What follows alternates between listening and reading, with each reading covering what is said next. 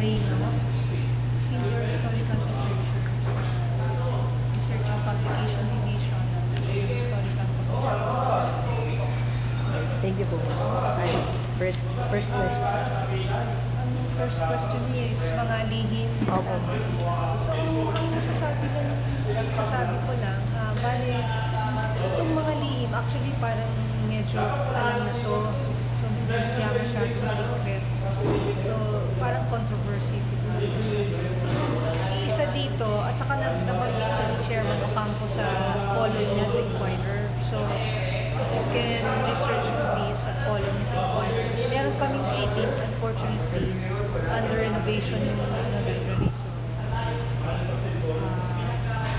mention ni Chairman yung pagiging illegitimate ni Chodora Alonso. May mga reports that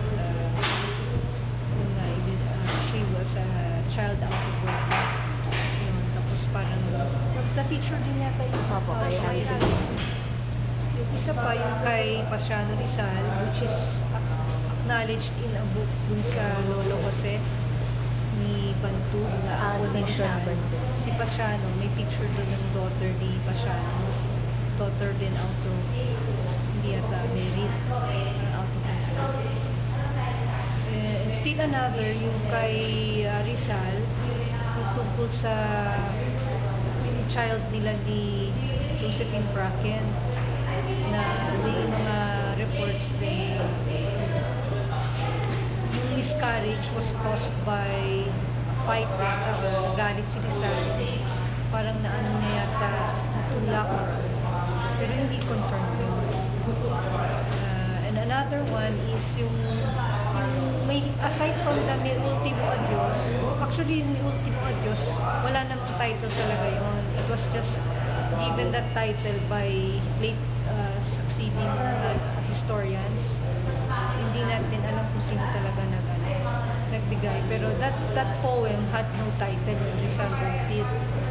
So, aside from that poem daw, meron pa siyang sinulat na iba, means kasulatan, na nilagay daw niya sa sapatos niya. Kasi yung last poem daw, nilagay sa lampara. Tapos yung, pero aside from that, may report na may sinulat siya na nilagay daw niya sa sapatos. And another one is yung retraction niya. Diba? Medyo controversial. Parang according to the priests, he retracted. Parang forged yata. Kasi nasabi rin po sa amin ni Lolo Piping, yung retraction letter daw po lumabas after 5 years of death ni Pasiano daw po. So, according to yung interview ng descendant, he doesn't believe it? Opo, kasi 5 years after Pasiano's death daw po lumabas. So, hindi na po masasabi kung authentic daw po yung pag-retract nung At saka if you read, kasi parang ano nga, di ba? Parang hindi niya talaga na-confirm na he read his biography. So, hindi nitaw doon na hindi talaga sure kung nag-retract siya o hindi. Yung marriage nila, I think, di ba? Parang sa field lang po. Hindi sila na-married by a priest. Yes. So, if he retracted that, anyway, so another one, yung sabi naman na isa kong co-researcher, kasi she's from Camiling Tarlac, suggestion niya, maybe you can go there, kasi nagtaga doon yung si Leonor Rivera, not the first cousin, second cousin ni Rizal. So Leonor Rivera is the greatest love daw of Rizal. So as a child daw, inibisita daw niya si Leonor even so maybe you can interview the descendants of Leonor Rivera. Kasi yung mga family, pass on generation to generation, that can be considered as oral history or oral tradition. Yun lang. Parang issues. Meron din po kasi kami questions. Sorry. And actually po ano yan tungkol po sa controversy na nagkaroon daw po ng ibang babae si Francisco Mercado daw po. And Yung father. kiniklaim po nila, ang surname po kasi is Alcaraz. Kiniklaim po nila na blood related din daw po sila to our national hero. Sorry, wala pa akong na-encounter na ano. Siguro mas dapat interview nila yung mga talagang Rizalist. Mga Rizalista po. Like Professor Jose David Dapos.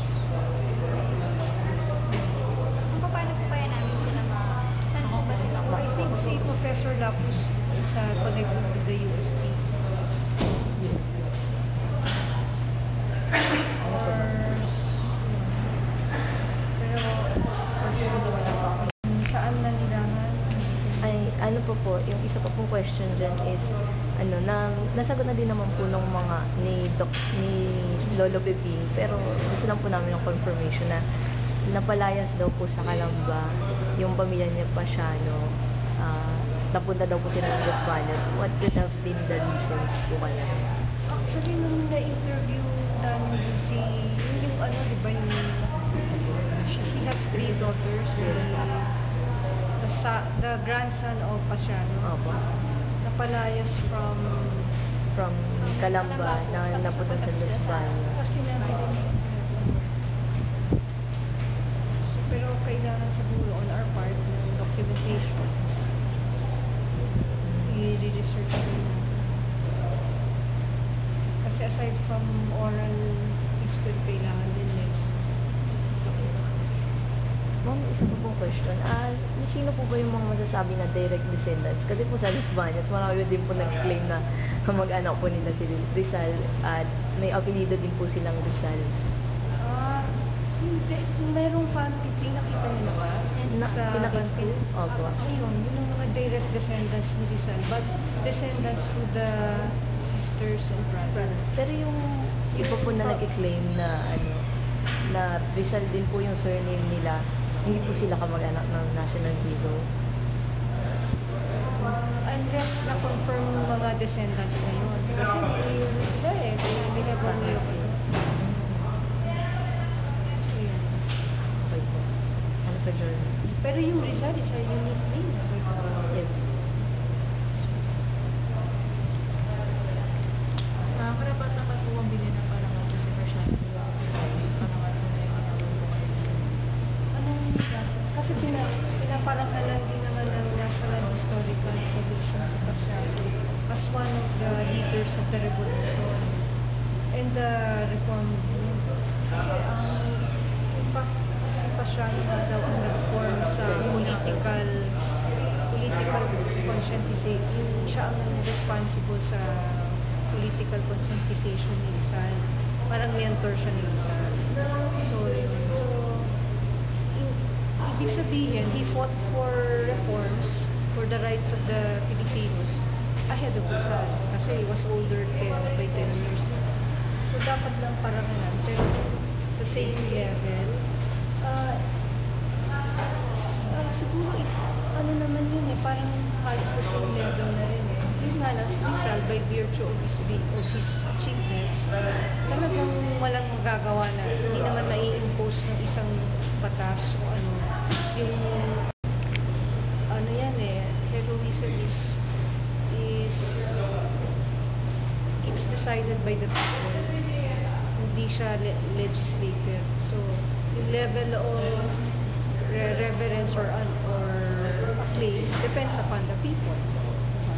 Pero hindi po pinakonsider na bayani si Pasiano.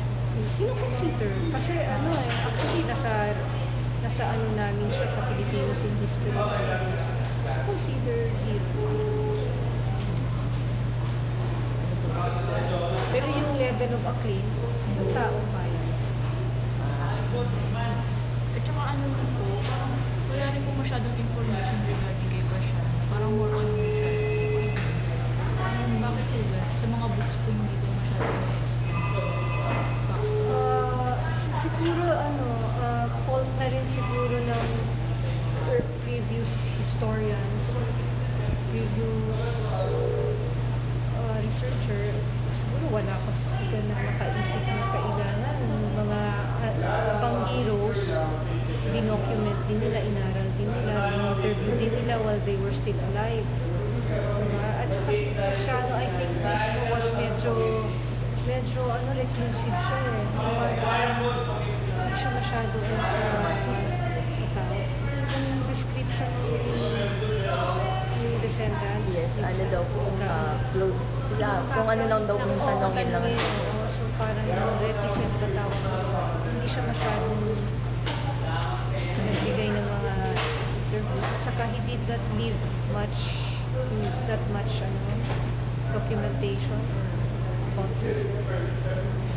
Binabanggit din nga po sa amin ng mga kamag-anak niya na nung una po, hindi po inaamin ni Pasiano na kapatid niya si Rizal. Parang medyo Na-discover na lang po ng mga na mga anak po, Rizal. ng mga apo na magkapatid magkapatid po pala si Rizal siya. Siguro ang reason doon, masyadong masakit yung nangyari. May nabasa ako that he refused to speak Spanish because of his hurt against the Spaniards for what they did to Rizal and to his family, to himself. Na-torture siya. So, parang hindi niya masyadong express yung kanyang background na sabi, hindi siya masyadong nagsalita because of the hurt, talaga yung sakit na nangyari sa kanya. Hindi na bigyan ng pansin yung kanyang sarili. Ibang mga different historians before. Naniniwala po ba kayo na mayroong prophetic abilities po si Rizal? May nabasa ako na not just one, I think si Austin Coates, even in his letters, makikita mo that parang may clairvoyance siya. Kasi he would dream, he would have these dreams na parang premonition about himself, yung death niya yata. So, hindi siguro prophetic, parang clairvoyant. Masasabi po bang pinlano ni Rizal ang magiging bayani? Personally, ako, I don't think so. I don't think he planned it. Ang plinano niya, even yung word na siguro, ko lang alam, kasi si Pasiano is responsible for making him conscious about the rights of the Filipinos, the struggle. Kasi activist na si Pasiano. So I don't think he planned it. Talagang parang may nangyari sa kanya. Ang ano niya, yung meron siyang discipline. Yung mother niya, diniscipline siya. His older brother nga, his father, na do not waste time. Yung time mo, spend it wisely. So, hindi siya nahilig sa mga vices, sa gambling, ganyan. He talagang improving himself. Talagang sa time niya, improving himself. Interested siya sa learning. So, in the end, ang ginawa niya is, yung goal niya talaga sa buhay is yung country eh. Yung nangyari sa kanya eh, he put the country above his personal interest. Love life niya, hindi niya yung country niya. Ang inuna niya. Kaya siguro, naging ganun yung kanyang destiny. He put the country first. Parang makukumpara mo siya sa mga martial law. Ang going back lang po dun sa sabi niyo po apply po sa ultimo address na last na ginawa niyo. Ano po yung topic? Ano po yung Laman. pinaka-drive niyo? Maybe I can ask or for further research.